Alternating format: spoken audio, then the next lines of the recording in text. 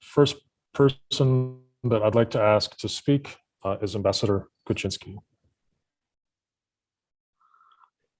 Thank you very much, Markian. I'll try very briefly to deal with the latest developments, and then we can look at these things and what is in store for us in the nearest future. So as the war entered its 14th day, the grim news are still coming. A ceasefire in Mariupol and Volhanivka are implemented to allow trapped citizens in these southern cities to flee. That unfortunately collapsed due to a continuous bombing and shellings from the Russian positions. In Mariupol, hundreds of thousands of people still remain trapped without food and water under regular bombardment. Now, the Russians offered the so-called Green Corridor from Kiev to the territory of Russia's allied Belarus and from Kharkiv to Russia. Ukrainian President Zelensky said these Russians' proposals were completely immoral and are absolutely unacceptable. By the way, one of my colleagues today said that this is an attempt from the Russian side on deportation of civilians, which is a violation of international law, by the way. As of this morning, the green corridors have been established and many people managed to move out.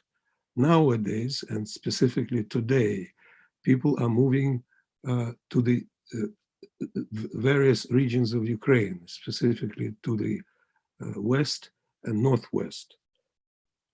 On Monday, hearings began at the International Court of Justice, ICJ, in The Hague, without any representative from the Russian Federation.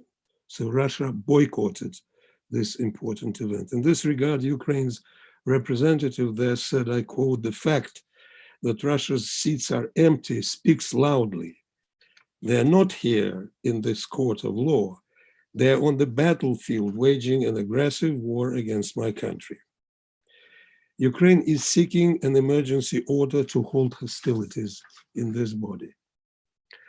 US Secretary of State Antony Blinken and Ukrainian Foreign Minister Kuleba met on Saturday on Ukraine's border with Poland to discuss Western efforts to support Ukraine and isolate Russia. Blinken spent weekends in Poland and Moldova before visiting NATO member states, the Baltic states, Lithuania, Latvia, and Estonia, to reassure Baltic allies who fear President Putin will not stop at Ukraine in trying to redraw the borders of Europe. It looks like if he is not stopped now, he can do it. Lithuanian President Gitanas Nausėda had warned Blinken that a failure to stop Russian aggression would lead to a global conflict. Blinken said in Vilnius, NATO was continuously reviewing its defense posture, including by looking at more permanent deployment, as Baltic countries have requested. Now, there was a phone call with Putin. President Macron, after that phone call, a couple of days ago, is convinced that the worst, I quote, was yet to come, and that Russia wanted to take all of Ukraine. We know it. Putin called Macron on Thursday in what appears to have been a markedly more tense exchange than previous conversations between them. The 90-minute call failed to deliver a diplomatic breakthrough. On Wednesday, 2nd March, the UN General Assembly adopted a historic, after an emergency session, a historic resolution denouncing Russia's invasion and calling for the aggressor to be rebuffed from my country. while calling for an immediate and peaceful withdrawal of all troops on the territory of Ukraine. The Council of Europe, the continent's main institution for governing human rights, has suspended Russia from participation.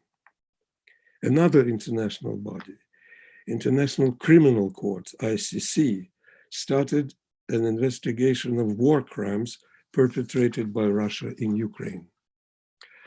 On Thursday, NATO emergency meeting was held and Secretary General reimbursed full support of Ukraine. But at the same time, he also claimed that Russia, or repeated the claim that Russia was not going to ensure a no-fly zone over Ukraine, claiming, and I quote, "We're not party to the conflict," strange as it may seem. The issue of introducing a no-fly zone over Ukraine became even more urgent after the Russian forces captured Europe's largest nuclear power plant in Zaporizhzhia. The ensuing fire was extinguished and there was no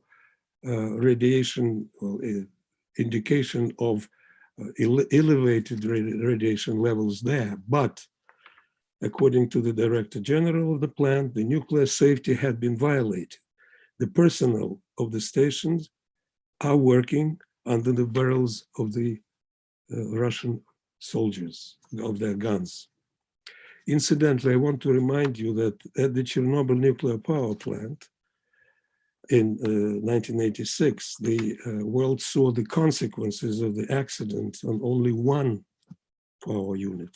There are 6 of them at Zaporizhzhia, and it threatens not only Ukraine, not only Europe, but the whole world, said Volodymyr Zelensky, the president of Ukraine.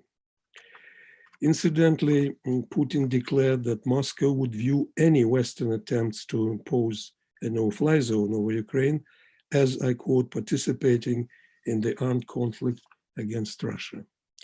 One of the reasons why our allies are not introducing no-fly zone, are not ready to introduce over Ukraine, is the fear that it would lead to the direct military confrontation between US and Russia, which the US has managed to avoid for the last 75 years by diplomatic means.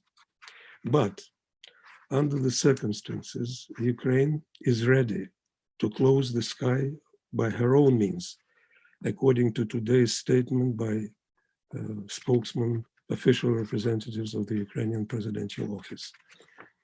In the meantime, Poland and other Eastern European countries, Slovakia, Bulgaria, and Romania are ready to transfer Soviet-era jets to Ukraine to bolster its air defense. The US would backfill those fighter planes with more modern American-made F-16s in return. A news center yesterday, the news came that Poland and other Eastern European countries will be able to deliver the aircraft free of charge. Unfortunately, this morning, some complications in the process have been reported, but it's still in the process of being implemented shortly. Another interesting piece of news, Israel Prime Minister Bennett on Saturday became the first international leader to meet with Putin in Moscow since the start of the fighting. After that, he spoke to Zelensky. No official results of the meeting were made public, but it is known that Israel is involved and has been involved in the evacuation process in Ukraine right now. I have also to mention that President Zelensky spoke to 300 members of US Congress on Saturday. He implored the members of parliament he implored them to impose a no-fly zone then and to send military jets to Ukraine. Today, President Zelensky spoke to the members of the British House of Commons and they were greeting him with standing ovation. Now, in Mariupol, as well as Sumy, although it was highly likely that the forces, Russian forces had encircled all four, Ukraine continued to hold all these three cities. Now I want another important piece of news, that the news has been coming of demoralized atmosphere of the servicemen, Russian servicemen. The Ukrainian side managed, the Ukrainian army, the Ukrainian armed forces managed to inflict heavy losses on the aggressor. I'll give you a few figures. As of today, 12,000 Russian personnel lost their lives. 48 aircraft, 80 helicopters, over 300 tanks, 1,000 APV, 120 artillery systems, 60 fuel tanks, and so on, 474 vehicles. I think this is very, let's say, these figures show for itself.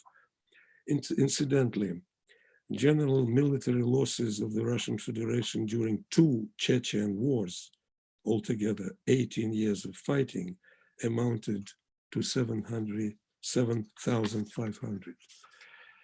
The Biden administration yesterday announced that it's banned imports of oil and natural gas from Russia, allowing, after long behind the scenes planning and negotiations. This move represents one of America's most far-reaching actions to penalize Moscow since the beginning of the war. It would carry enormous geopolitical consequences as the price of oil, this is the first, let's say, sign, has already skyrocketed. Europe, which is more dependent on Russian energy, is planning its own similar ban. And finally, I want to underline that the Western sanctions, the introduction of these sanctions so far have already played an enormous role in destabilizing the Russian economy,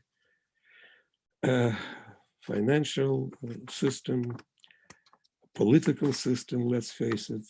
Now that with Russia, ferocious aerial bombardments of Ukrainian cities, the Western allies are scrambling to provide more fighter jets to give a fighting chance to stop the casualties. Thank you very much. I'll stop here. Thank you very much, Ambassador Kuczynski. I'd like to ask Adrian Karotnitsky to, the floor is yours. Thank you. I'd like to break my brief remarks into 4 pieces. The first is, where are we in this war? Why are we here?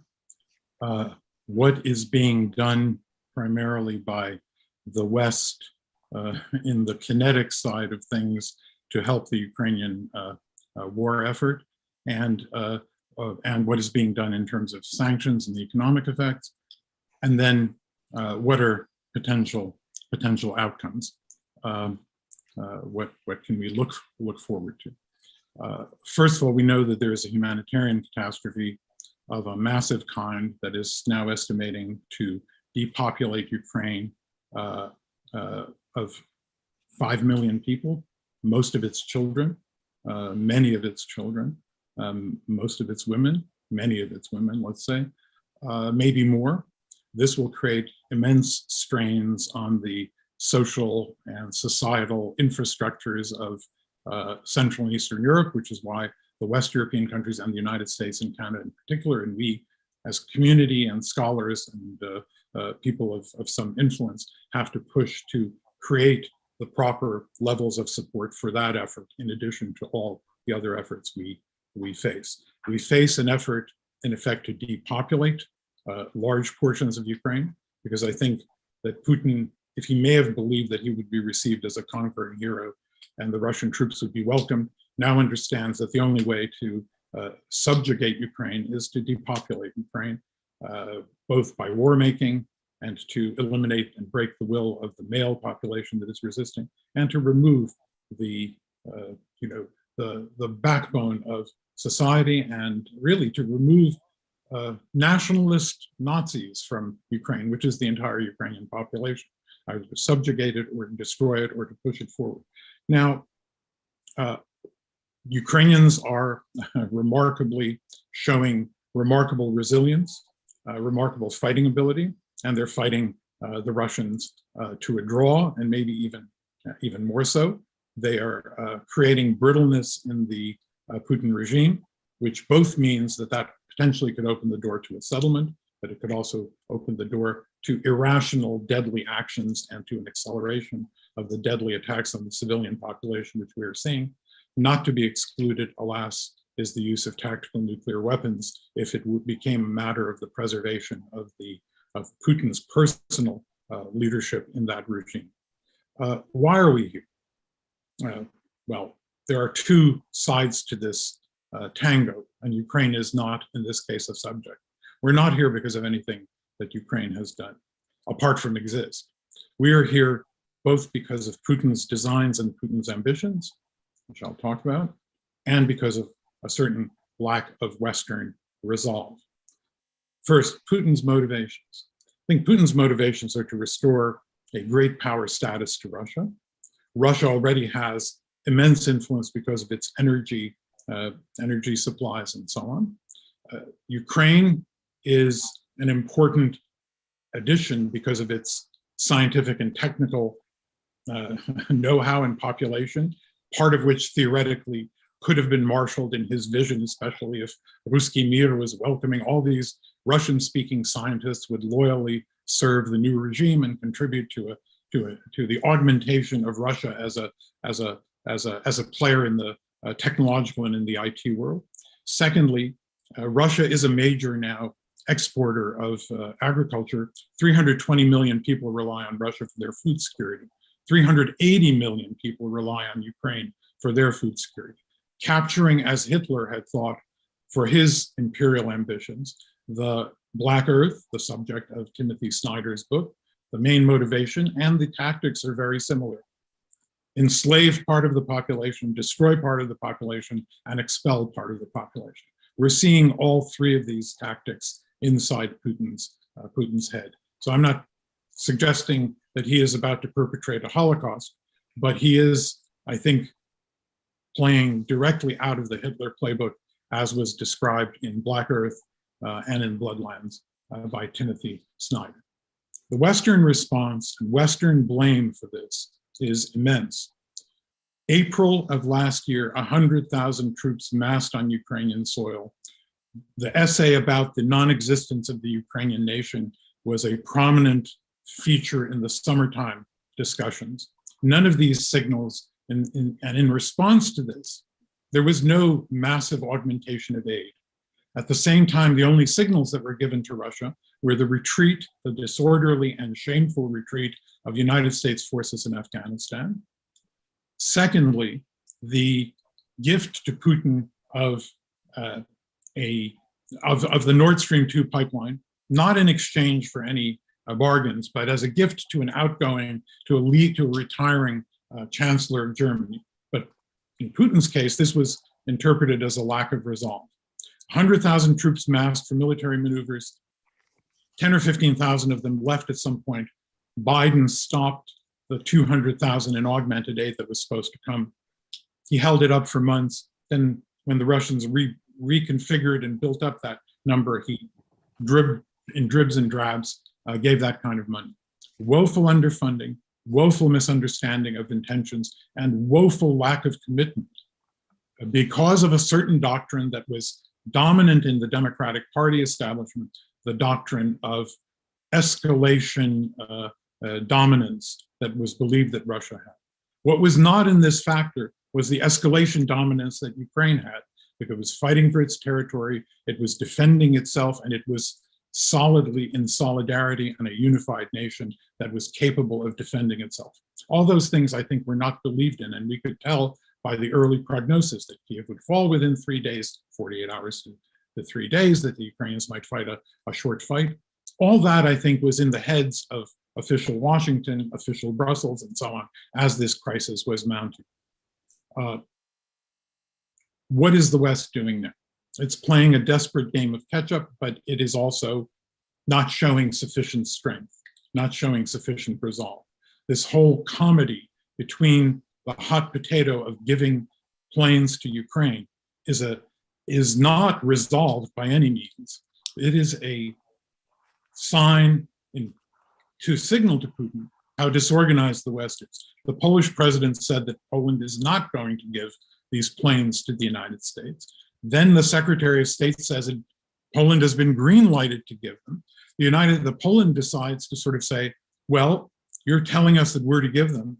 It is a risk for us. We don't want our country and our bases to be bombed. Why are you not offering us greater support? We will give those planes to you, and you make sure that the Ukrainians take them in, and it would be up to the United States to defend. In answer to that, the United States finds technical reasons, logistical reasons. This is all nonsense. The United States has to show backbone, has to allow Ukrainian pilots to fly those planes in from airspace under cover of the NATO alliance, unless it's saying that NATO should not control the airspace of the alliance. Putin will not go there. Putin would potentially go to skirmishes along the border, which would have disastrous consequences for the population flow and for in any event, all sorts of excuses are being given by this weak-willed leadership team at the apex of US power, concentrated in Jake Sullivan and John Feiner, one of whom is pushing to make Ukraine a secondary issue to the problem of Taiwan and the relationship with China, reported by David Sanger on March 6th in an article where it was said that the United States is worried about giving Poland the backup F-16s since they were promised to Taiwan, and Taiwan is strategically more important than Ukraine. At this moment, in the view of some people in the White House, Ukraine is not of paramount importance strategically. It is Taiwan that is the most important factor in US policy. This is madness. This has to be stopped. This will be stopped. And one of the reasons it will be stopped is because of the remarkable resilience of the Ukrainian people, but also of the remarkable moment in Ukrainian history where the Ukrainian people are both unified, but they can project their humanity, their democratic values, their compassion, their solidarity through the internet, through digital media, through direct media, and really come into the cerebral cortexes of billions of people of goodwill. All of them are on the side of Ukraine. The politicians are a little behind. And I think that this factor is an extremely important factor that will keep the flow of weapons coming, that will resolve these obstacles of the lack of will that is being shown. And finally, that will allow Ukraine to, at the very least, hold its own in the battle with Russia, inflict substantial damage, and finally find a resolution.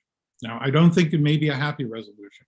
Let's talk about all this. First of all, let's talk a little bit about the other part. I think other weapons are coming in, but air power and surface-to-air missiles have to be beefed up if Ukraine is to control contiguously large portions of its landmass.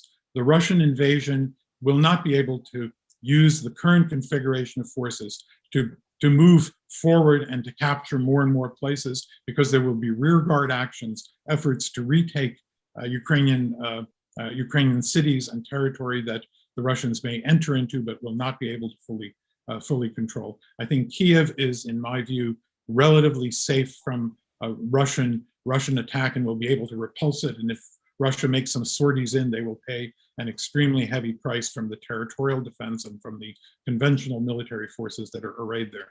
So I think that I'll talk a little bit about first sanctions, and then I'll talk about what are the likely outcomes. On the sanctions side, everything is working right in the short term, but there are more things that need to be done. Russia will still be selling oil and gas on global markets, and the prices have spiked. The real problem is how to freeze that money from going to Russia. In the case of oil, it's less of a problem for Russia because you can turn off the taps. But gas has to flow. Gas from Yamal, the Russian storage facilities. And I hope Margareta Balsameda, who is here, can enlighten us at some point. But my understanding is that they are almost full to capacity. Russia has no other options but to flow that gas to the West or top up the fields, which will require huge capital investment to reopen them. You don't just turn off a spigot. There is immense pressure. They basically have to be shut down, and new gas fields have to be drilled in those areas. So if Russia were to turn off the taps, so to speak, it wouldn't be doing it for a day. It would be doing for a very long period that would have a lot of costs, including new infrastructure costs. So the idea now is, how do we help Europe but not help Russia? And how do we incentivize Russia to keep those gas fields going, apart from the fact that it's bad for them to completely shut them down?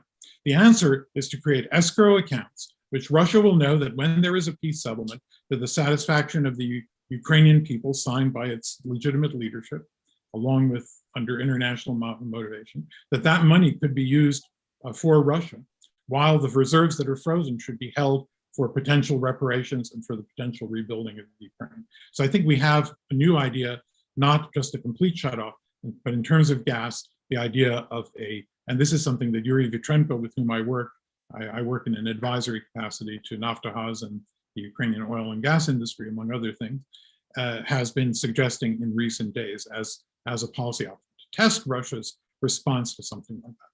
The feeling is, if it's nothing, or the potential of recouping that money down the line, that Russia will choose pragmatically to do so. And keep in mind that Russia is now doubled the amount of gas it's pumping through the Ukrainian pipelines. It did so from the very first moment of the war. It was growing at 50% capacity by agreement. Now it is going at 100% because Russia is desperate for these revenues in the absence of the revenues it is being denied by the sanctions. Okay, quickly, where does that leave us? We know such things as North Korea. There is no peace. There is a ceasefire. We know such things as the Cyprus situation. There is no peace. There is a ceasefire. Ceasefires can last for years, decades, and so on. We don't know whether we will have an effective de facto partition. It will not be recognized by international law, but that is one of the possible options. The important thing is to defend as much contiguous territory of Ukraine, to sustain a resistance in the areas where Russia remains, and hope that there can be not merely a ceasefire and a de facto partition, but maintain the integrity of the country, find a face-saving formula for neutrality with security for Ukraine, coupled with its military resilience, where Putin can claim a cosmetic victory, because without claiming a cosmetic victory, I think he will just continue death and destruction. So I think these are the options. There will be either a de facto partition, because the West is pouring enough resources to help Ukraine withstand a further Russian assault, and the Russian forces are substantially exhausted. Although, again, the Ukrainian statistics show that about 20% of Russian equipment is degraded. The Department of Defense thinks it's somewhere between 10 and 20 in that place. And the US estimates are of 5,000 deaths. The Ukrainian estimates are of 12,000. Probably, we know in the fog of war, the truth is probably somewhere in between. The people at combat have more on the ground information than satellite and external intel. On the other hand, propaganda of war often leads to enlarging the scale of battle victories. The most important thing is Ukraine is not in a weak position.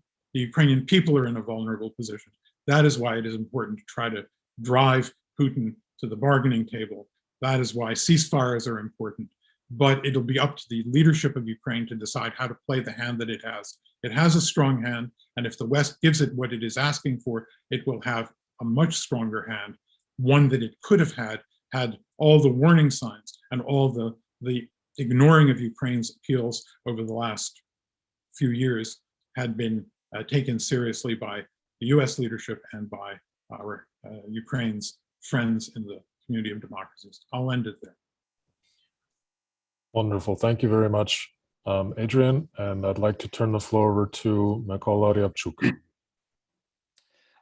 Thank you. I feel I can little to add to excellent, very comprehensive explanation provided by Adrian. It's really great, and explains almost everything. So maybe I'll try to approach the problem from a different angle, maybe not so much from political or geopolitical, but from critical discourse analysis, so to say, from analysis of narrative, and because it leads us to the hybrid war, to some peculiarities of hybrid war, which was virtually won by Russia. And also it may shed additional light on reasons for this for the war, actually, because they are not only so rational as Adrian suggested. Even though I agree that yes, revenge is important, Soviet nostalgia is important, reestablishment of empire, great power, incorporation of Ukraine, which is a huge also powerhouse, is important for Russia. But I feel that the primary reason, and largely underestimated, very often ignored by observers, specifically in the West, is of course identity issue. Ukraine, for Russians, for Russian historical mythology, for Russian consciousness, is a part of the self, of Russian identity. And as long as this self is incomplete, they try to complete it. They try to integrate Ukraine. This is actually what drives Putin, and this makes his decisions, his behavior irrational. Not only irrational, as according to Adrian's explanation, but also very irrational because it's mythical. He has absolutely no reason to argue that Ukraine is, all this narrative. Ukraine is part of Russia. Ukrainians are Russians, the same people. Ukraine doesn't exist. So it's very perverse historical mythology, which actually was fundamental for Russian empire, for Russian identity, and which was largely accepted in the West, in Western historiography, and it was dominant in Western academia and mass media and pop culture, at least until recently. So I feel that Ukrainian question is for Putin something like, like Jewish question for Hitler, because they have in both cases, they have to solve it, whatever it costs, whatever it means, by any cost. And actually, this is what we observe today. Ukrainians should be either fully integrated into Russia, should become Russians, as Putin argues all the time, that they are Russians. They had to accept this role, the status of almost Russian, of the same people, or they should be exterminated. They should be completely extinguished, what he's now doing by bombs and rockets and tanks and so on. This, I believe, is crucial. It's very important to remember that, the essence of problem is independent, sovereign, democratic European Ukraine, which is unacceptable for Putin, absolutely unacceptable. It's, for him, it's a global evil. It's anti-Russia, as he put it. Anti-Russia. What is anti-Russia? It's the worst enemy of Russia. So we should understand this and recognize this. And now, as my second point is that wrong naming and wrong framing largely facilitated this war.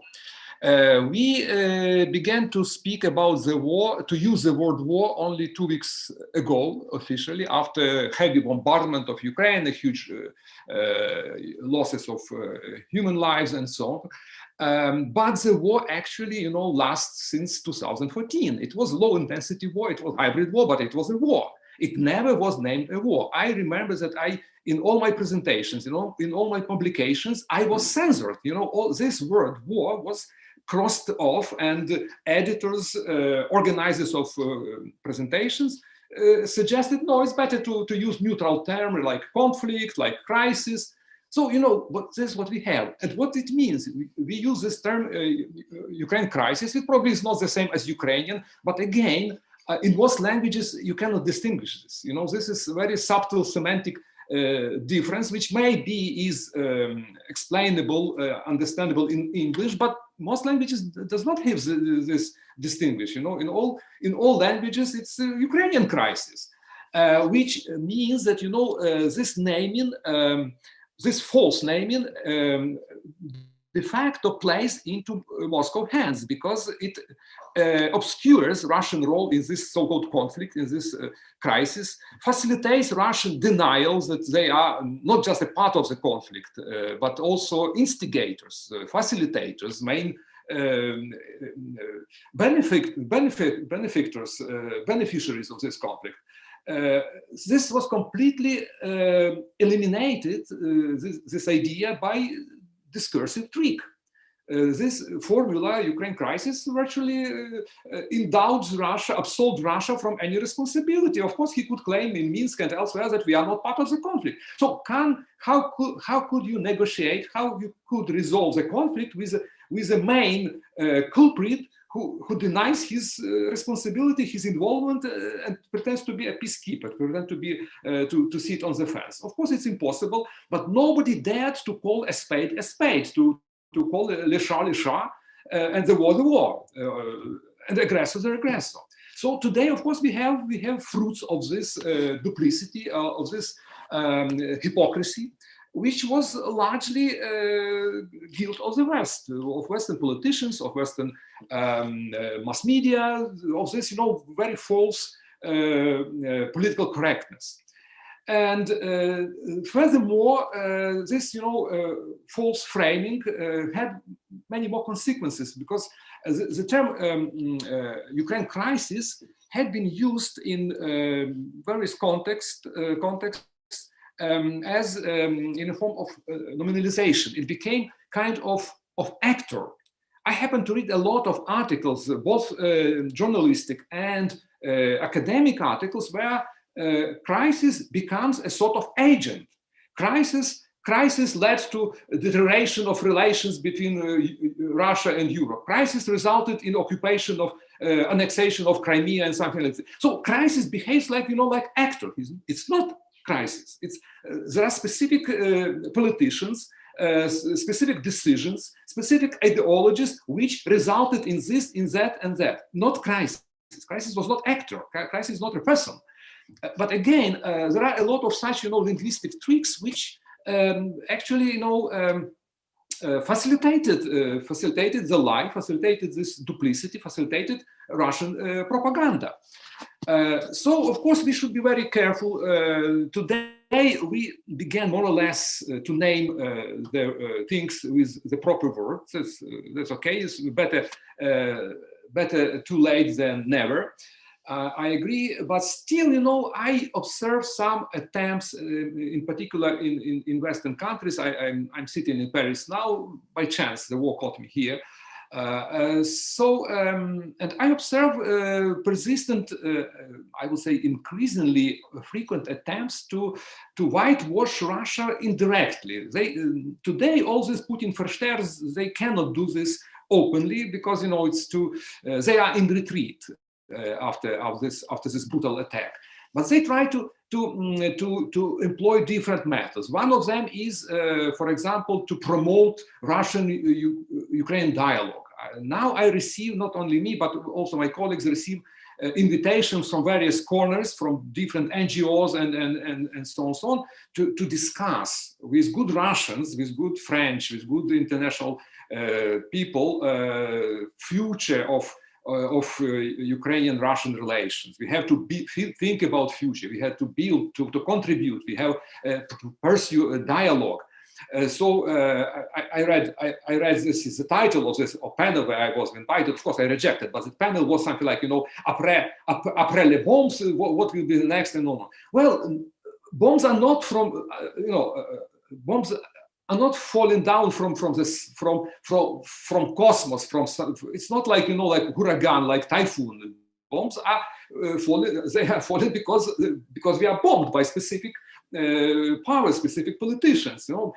But again, here in all these discourses, bombs are something like like earthquake and so on, which it's not determined by humans. It's just wild nature. Another attempt, what I observe, is again to promote this narrative about Ukrainian fascists, about far right, and so on. I happened to read recently the article in Le Monde Diplomatique. I'd like to draw your attention. It's a very, very ugly article by some left-wing professor who tries to remember, well, Ukrainians are not so good, you have to remember that they have this, ugly far right and then so on. Well, we all understand that Ukrainian far right is very marginal force. It's not as powerful as French Front National and so on. Moreover, even if they were as powerful as Front National, it's not proper time to discuss all those issues because Ukraine is bombed daily. People are dying, and professors in Le Monde Diplomatique discuss about this, role of far right in Ukraine. Let's be serious. All right. It's okay. Do you hear me? All right, because it was stopped allegedly. Recording was stopped. All right. So basically, I'm about to conclude. I feel that we have to remember all the time that proper framing of the event, proper naming of the event is very important, and we should not allow to falsify the reality, because false words leads to false political decisions. And virtually, de facto, they facilitate the aggression. I cannot add much to the prospect of current developments. They were very well explained by Adrian. I believe that we may expect some sort of compromises. One of them was mentioned, probably Ukraine's rejection of NATO membership.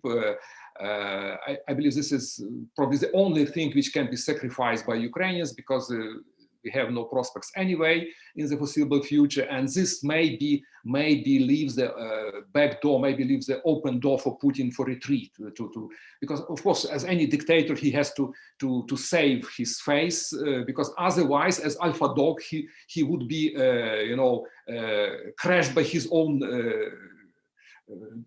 By other dogs. Yeah, he had to be strong. He had to win all the time. If he loses, he has no chances to survive.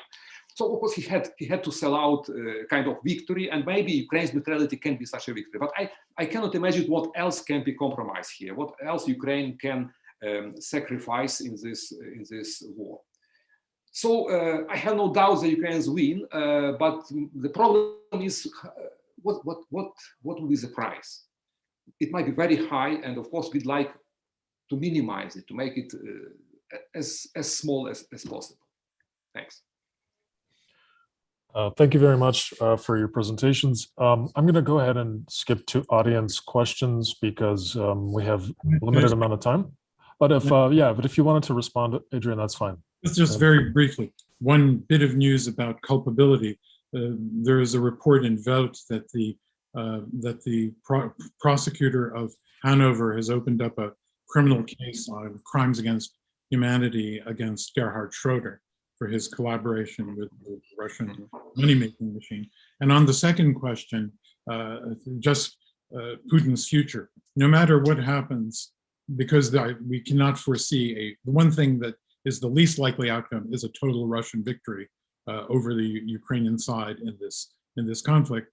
I think we are seeing the sort of the sequence that happened after the failure of and the missteps of Khrushchev in the Cuban Missile Crisis. I think we will see the end of the Putin regime. It took 2 years in that system to remove Khrushchev, and it may be that kind of a slow disintegration. But I think we can see the end of the regime. I'm not saying it's going to be something better necessarily. It may be something more pragmatic, though. If he is removed, it will probably be something more pragmatic, but maybe no less virulent.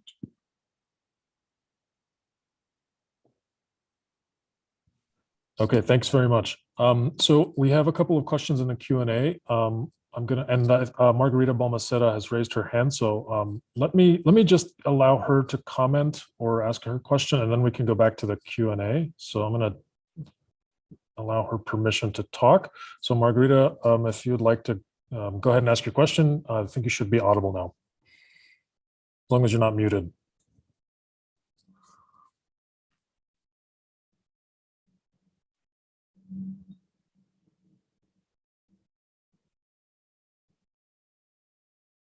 Okay. Actually, while she's getting permission to speak, I'm just going to go ahead and ask Andrew Sorokowski's question. So some Americans argue that this war is in fact a US-Russia proxy war, and that therefore Ukraine should have to make concessions in the American interest. How would you respond to that kind of framing of events? And this is open to anyone, any panelist. I can. Of course, it's a very false argument, because it's primarily Ukraine war. It's war about Ukraine's survival. Ukraine has no choice but to fight, because it's about Ukraine, not only sovereignty, not only independence, but very existence, about Ukraine's identity, about Ukraine's self. Either we exist or not exist. That's regardless whether America is behind us or not, with us or not, we have to fight. It's crystal clear. So I don't know how these dull arguments can be raised about proxy war and so on. It's very outdated. It's very primitive arguments. I would say propagandistic arguments, which might be very beneficial for some people, for some groups, but generally it's based on complete misunderstanding what is Ukraine and what the war is about. The war is about destruction of Ukrainian identity, of Ukraine's future. So America might be helpful, might be not. We'll see. I hope yes, but generally it's first and foremost about Ukrainians, and of course about Russians. We cannot imperial Russians. We cannot be satisfied without Ukraine, without this incomplete self. Yes. Can I say something? I think that the thrust of the question is how to answer the charge or the claim that this is a proxy war. Well, first of all, there might be a remote idea that there was a proxy war between the LNR and Ukraine, that was a proxy war between West and East, but there is a direct war between Ukraine and Russia. And the weakness of the Russian narrative now is that Russia is saying that the United States is not interested in attacking Russia. That's what they're saying right now on Russia 24. That's what they're saying on Solovyov's program. That's what Skabeva and all these Nazis on Russian television are saying. So then the question is, where was this preeminent threat from NATO? If the United States is not interested in a war, their argument now is that Russia was creating Ukraine as an instrument to wage that war. And that means that they believe that a country 1/4 of their size is able to invade them, occupy them, and impose its will on them. But in one sense, they may be ironically right, which is that Ukraine has proved the equal of Russia on the field of combat, and has exceeded Russia in the field of public opinion, in the field of soft power. Ukraine is the dominant soft power, has the largest and greatest soft power right now of any country in the world, and that can be monetized, to use in geopolitical terms. And God bless the Ukrainian people. God bless the fact that we're seeing women coming out and children. That is an emotional cortical reaction. That and also they're articulate. They don't look like they're from some kind of an alien world. They don't look like they're from a martial world. And even the soldiers, they're soldiers, citizens. All of this is extremely appealing, extremely powerful. So we are winning the hybrid war. We're winning the proxy war. We're winning all the wars, but we don't have sufficient power, obviously, to overcome Russia, and that is why, unfortunately, some kind of a bargain will have to be struck. Not a purely pleasant one, but not an entirely unpleasant one, we hope. Yeah. Ambassador Kuczynski, could you just unmute yourself, and you have like a minute or two to respond to the question about the proxy war or not? Yes. Thank you very much. I absolutely agree. This is no proxy war. It looks more like the beginning of the World War, as a matter of fact. The issue of Cuban Missile Crisis was reminded. The only difference of Cuban Missile Crisis and the crisis that was developing, or the war, proxy war, or whatever war has been going on, was that Nikita Khrushchev did not want the war. This guy not only wanted the war, he's been planning it for years. He's been getting ready for the war. Incidentally, not on a regular basis, but there were references in the Russian press authored by Putin's proxies about the, let's say, wisdom of Hitler, who managed and who tried to collect the lands. He was collector in the Russian press, in Izvestia newspapers. One of the authors was Putin's representative in New York, Migranyan, who authored one article in Izvestia, and there were a few others. So the idea in the inner circle in Russia was there that, you know, the Germans, yes, they lost the war, but we shouldn't lose this war. May I also put something maybe questionable, but it seems to me, but there is also a possibility that there may be, let's say, I don't want to use coup d'etat, but he may be finished by his own inner circle, especially involving the military after all these, what they have to face now. And then there is another issue that the Russian people, you know, we know what is the situation in Russia, and we can expect what the Russian public will face after all the sanctions will start working. It just started. It's going to be a tragedy.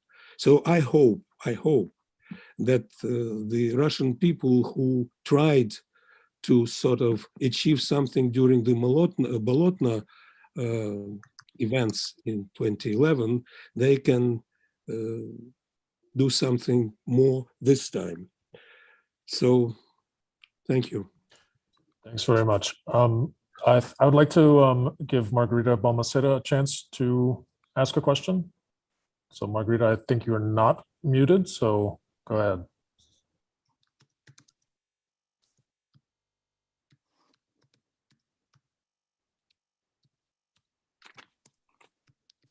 Margarita, are you there?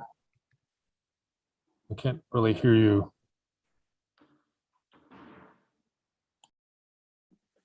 Okay, maybe if you'd like to ask a question or make a comment, just put your question in the Q&A function. And I'm going to go to the Q&A right now.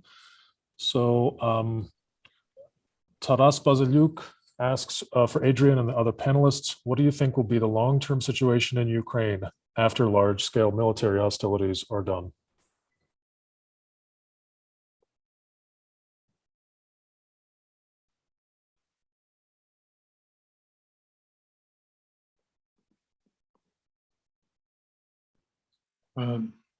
So again, I think there are a number of pragmatic outcomes in a kind of a descending order.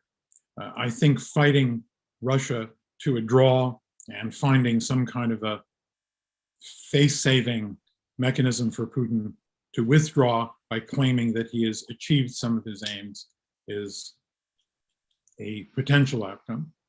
The second most likely outcome is a draw that results in a ceasefire rather than some permanent solution.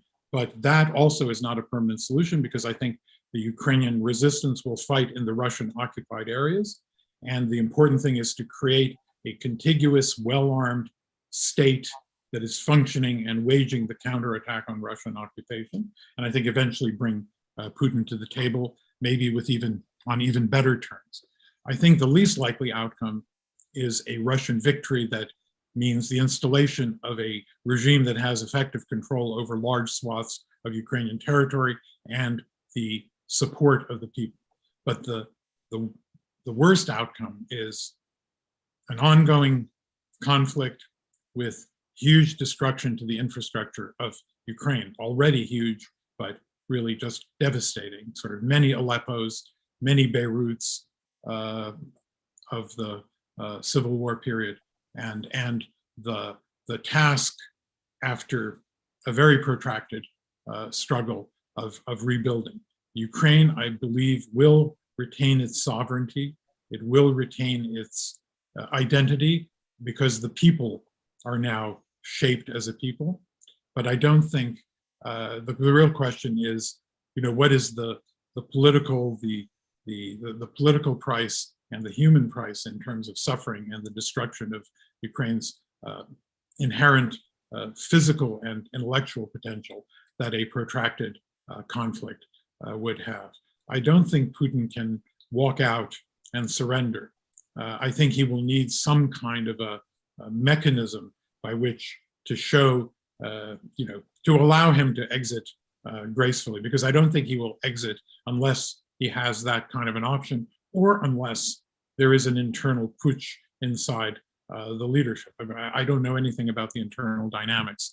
I do think that something like that is likely, as I've said, but that'll come later. The real question is, there is a possibility of, if this ends relatively soon and the entire country is not devastated, I think there will be huge amounts of resources that the West will be committed to throwing into Ukraine because of the great moral capital the Ukrainian people and their courage has created. And so I do think we will see a Marshall Plan, which people have been talking about for many years. But now we need a Marshall Plan, not spelled M-A-R-T-I-A-L. We need to pour in as much weaponry and assistance for Ukraine to raise the price, to be able to maintain the contiguous control, to maybe push back Russia in certain places, and to force Russia to some kind of a bargaining position.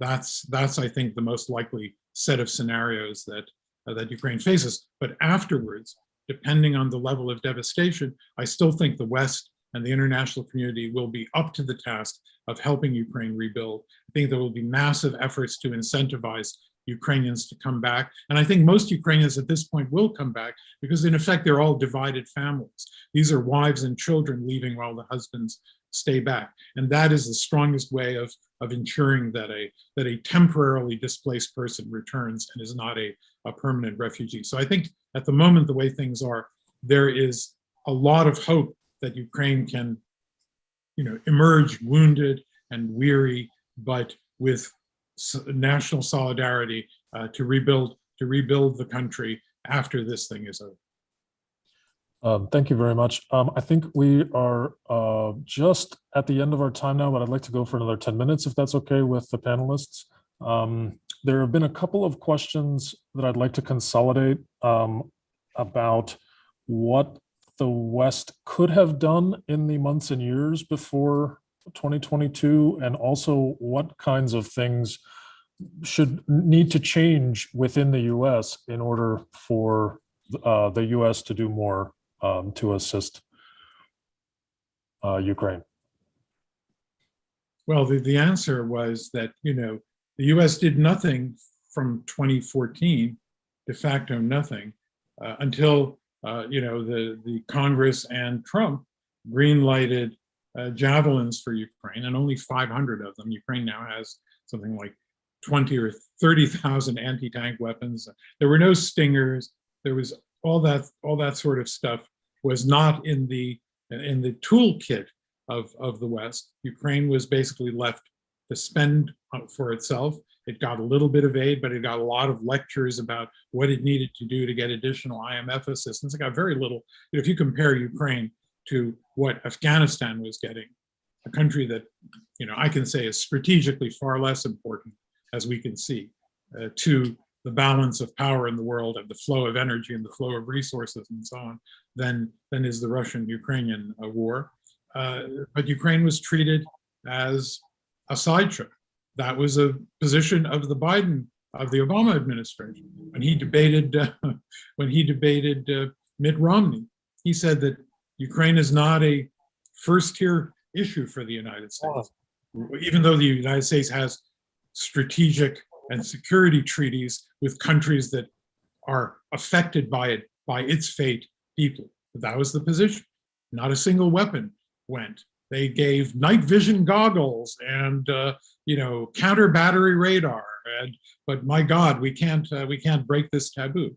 Many taboos were broken but in a very slow way.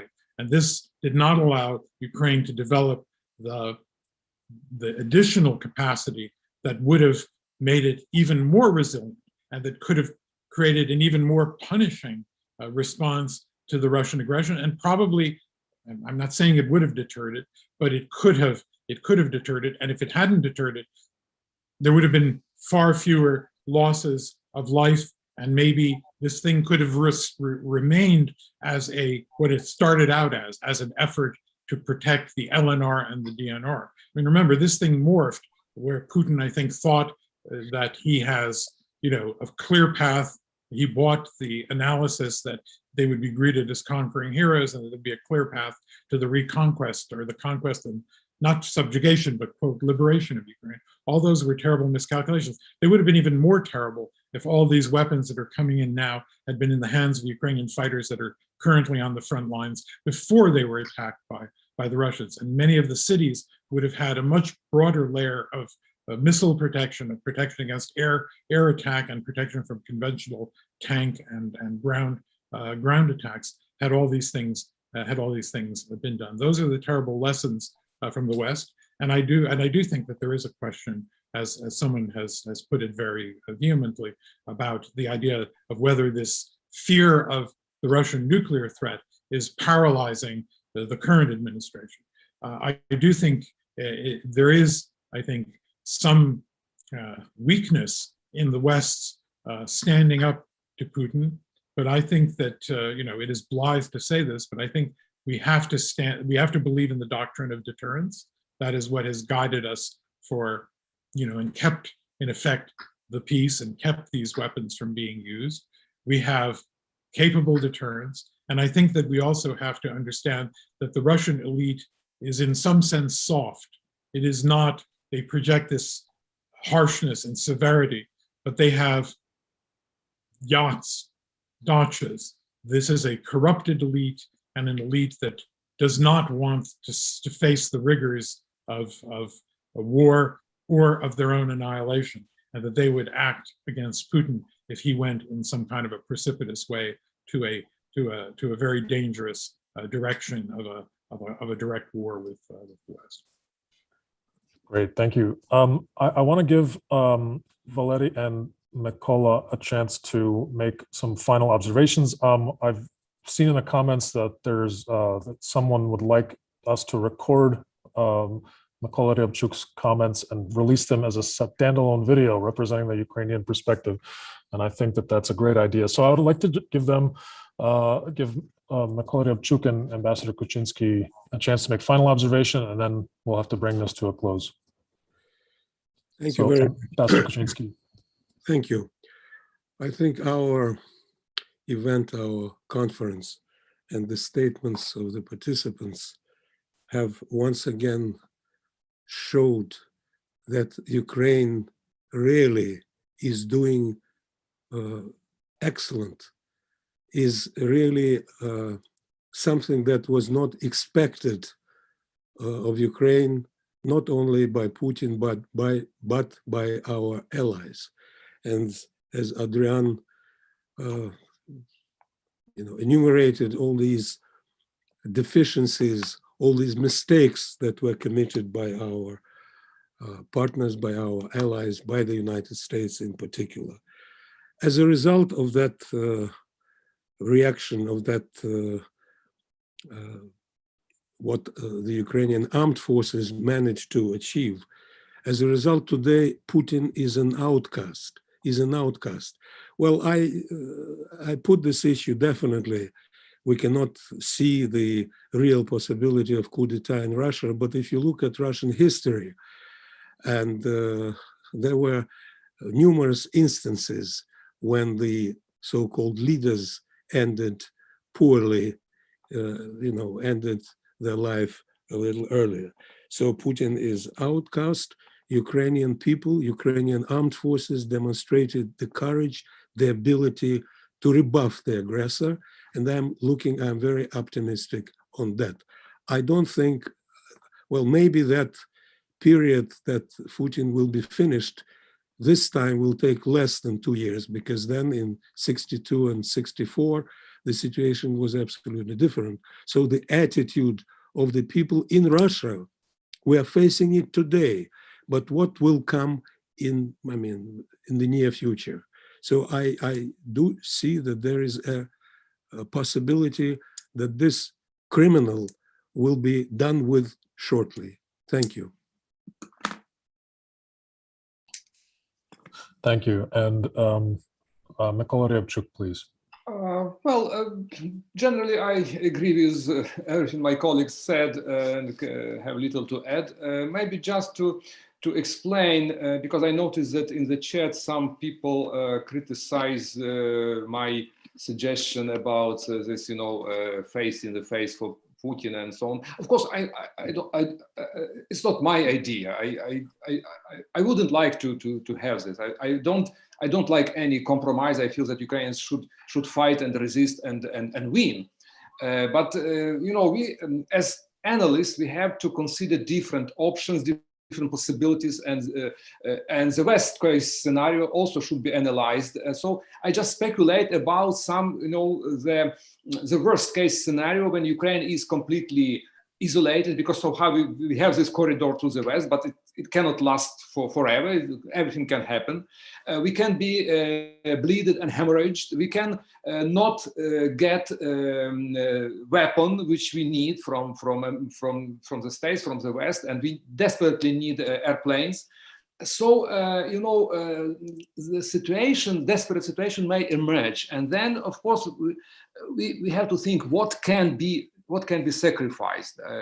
My guess was that the only thing that can be reasonably sacrificed is, of course, NATO membership, which we have no chances for a while, and that's all. But again, I'd like to emphasize this is the worst case scenario, which is not necessarily to happen, and we have to work on that it would never happen.